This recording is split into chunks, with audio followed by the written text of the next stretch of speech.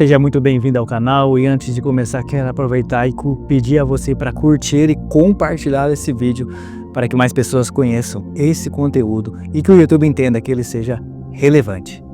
Vamos explorar um tema fundamental da Palavra de Deus, a respeito dos 10 mandamentos. Mais do que simples regras, eles são uma expressão do amor divino e refletem os dois grandes princípios ensinados por Jesus: amar a Deus sobre todas as coisas e ao próximo como a si mesmo. Então nesse vídeo nós vamos entender por que a lei e a graça não são opostas, mas complementares, e qual é o papel dos mandamentos na vida do cristão. Então fique até o final e assista, vamos juntos compreender mais sobre a Palavra de Deus. Quando Deus deu os 10 mandamentos ao povo de Israel, ele já os havia libertado da escravidão no Egito. Ou seja, os mandamentos não foram uma condição para a salvação, mas uma orientação para um povo que já havia sido resgatado por ele. Em Êxodo capítulo 6, versos 7 e 8, Deus reafirma sua promessa de ser o Deus de Israel e conduzi-los à terra prometida. Em Levítico, no capítulo 26, verso 12, ele declara: andarei entre vocês e serei o seu Deus e vocês serão o meu povo. Os 10 mandamentos estão divididos em duas partes. Os 4 primeiros tratam do relacionamento do ser humano com Deus, enquanto os 6 últimos orientam o relacionamento entre as pessoas. Essa divisão reflete os 2 grandes mandamentos citados por Jesus: ame o Senhor seu Deus de todo o seu coração, Mateus 22:37, citando Deuteronômio capítulo 6, verso 5, e ame o seu próximo como você ama a si mesmo, Mateus 22, verso 39, citando Levítico capítulo 19, verso 18. E Jesus conclui: destes 2 mandamentos dependem toda a lei e os profetas, Mateus capítulo 22, verso 40. O amor de Deus é a base de sua lei, e essa lei é uma expressão do seu próprio caráter. Assim, a ideia de que não precisamos guardar os mandamentos, mas apenas amar a Deus e ao próximo não faz sentido, pois a própria lei nos ensina como demonstrar esse amor. O amor é o fundamento da lei e não há contradição entre ela e a graça divina. Deus não nos deu sua lei para nos condenar, mas para nos guiar ao caminho da justiça. Foi por isso que Jesus veio ao mundo, para salvar os pecadores, exaltar a lei e ao mesmo tempo oferecer a sua graça, como Paulo muito bem explica para nós. Deus o ofereceu como sacrifício para propiciação mediante a fé, pelo seu sangue, para demonstrar a sua justiça. Romanos capítulo 3, verso 25. Isso significa que Deus continua sendo justo ao justificar aqueles que creem em Jesus. A graça não anula a lei, mas a confirma. Paulo é claro ao dizer: anulamos, pois, a lei pela fé? De maneira nenhuma. Pelo contrário, antes confirmamos a lei. Romanos capítulo 3, verso 31. A lei também nos ajuda a reconhecer o pecado e nossa necessidade de redenção. Paulo nos explica: que diremos então? A lei é pecado? De maneira nenhuma.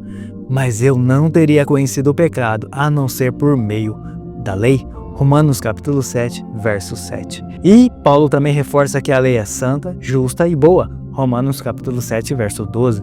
Portanto, a graça não nos dá a permissão para continuar no pecado, mas nos conduz a uma vida que transforma. Afinal, fomos sepultados com ele na morte pelo batismo, para que, como Cristo foi ressuscitado dentre os mortos pela glória do Pai, assim também andemos nós em novidade de vida. Romanos capítulo 6, versículo 4. Cristo veio para cumprir a lei e não para aboli-la. Ele mesmo declarou: até que os céus e a terra passem, de forma alguma passará da lei nenhum jota ou um tio. Mateus capítulo 5, verso 18. A lei expressa o caráter de Deus, sua justiça, sua bondade e a sua verdade. Em Êxodo capítulo 31, 18, lemos que o próprio Senhor escreveu os mandamentos em tábuas de pedra, demonstrando a sua permanência e a sua imutabilidade. A lei e a graça caminham juntas, pois Deus deseja não apenas que sigamos suas ordens externamente, mas que seus mandamentos estejam escritos em nossos corações. Jeremias capítulo 31, verso 33, nos traz essa promessa: porei a minha lei no seu interior e a escreverei no seu coração, e eu serei o seu Deus, e eles serão o meu povo. Jesus reafirma essa ideia ao ensinar sobre o novo nascimento. em João no capítulo 3, dos versos 1 a 21. E Hebreus capítulo 8, verso 10 também reforça esse mesmo princípio. Deus deseja transformar nosso interior para que possamos viver em harmonia com a sua vontade. Quanto a nós somos salvos pela graça, e somos salvos pela graça mediante a fé, e não pelas obras da lei. Isso está em Efésios capítulo 2, verso 8. Mas essa fé nos leva a amar a Deus e a obedecer aos seus mandamentos. Conforme João 14,15, se vocês me amam, guardarão os meus mandamentos. A lei também nos ajuda a enxergar nosso pecado. Tiago capítulo 1, versos 22 a 25 e Romanos 3,20 aponta para a nossa necessidade de um grande Salvador, ou seja, o nosso Senhor Jesus. Gálatas capítulo 3, versos 22 e 24. E guia nossa vida segundo os princípios do reino de Deus. Quando falamos sobre a lei de Deus, muitas vezes esquecemos que ela está profundamente enraizada no amor. Em Romanos capítulo 13, versos 8 a 10, afirma que quem ama o próximo cumpre a lei. E em Gálatas capítulo 5, verso 14, reforça: toda a lei se cumpre em um só preceito, a saber, ame a seu próximo como a você mesmo. Mas que tipo de amor é esse? Como podemos realmente cumprir a lei de Deus através do amor? Jesus nos ensinou que os preceitos mais importantes da lei são a justiça, a misericórdia e a fé. Mateus 23, verso 23. Esses dois princípios diretamente ligados ao quarto mandamento, o sábado. O sábado não é apenas um dia de descanso, mas também um símbolo de libertação e justiça. Em Deuteronômio capítulo 5, vemos o mandamento do sábado está relacionado à libertação de Israel da escravidão, mostrando que Deus deseja que o seu povo tenha liberdade e também dignidade.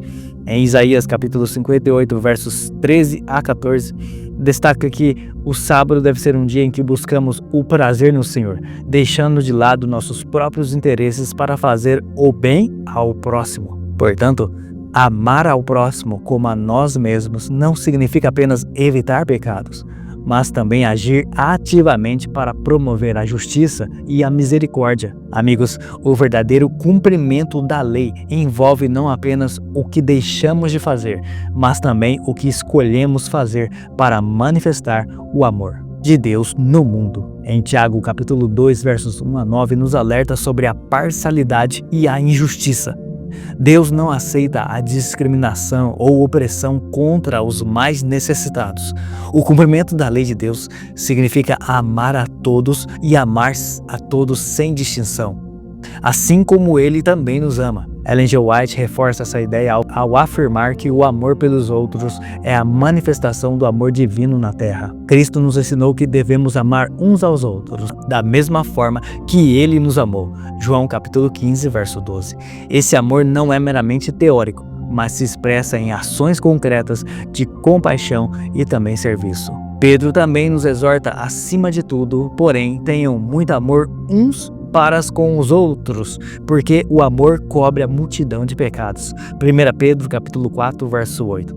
E isso significa que, quando vivemos esse amor genuíno, refletimos o caráter de Deus e nos preparamos para o reino dos céus.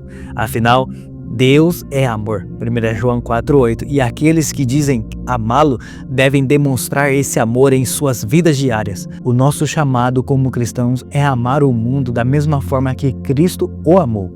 Esse amor nos ajuda a entender melhor o que significa a perfeição cristã e como devemos nos preparar para a vida eterna. Aqueles que servem aos outros serão recompensados pelo Supremo Pastor e encontrarão verdadeira satisfação em ajudar aqueles que estavam perdidos. O relacionamento social, baseado no amor do Redentor, une os corações em uma unidade. Assim, oro para que possamos refletir sobre essas verdades e buscar viver o amor de Deus em nosso dia a dia, cumprindo a lei do Senhor, não apenas na letra, na escrita, mas também no espírito de justiça, no espírito de misericórdia e na fé. Como você pode aplicar esses princípios em sua vida hoje? Compartilhe aqui nos comentários e vamos juntos crescer na graça e no conhecimento de Cristo, pois é Ele que nos dá vida e nos concede vida em abundância. Que Deus abençoe você, muito obrigado por assistir esse vídeo até o final. Continue estudando a lição da Escola Sabatina. Fique na paz do Senhor.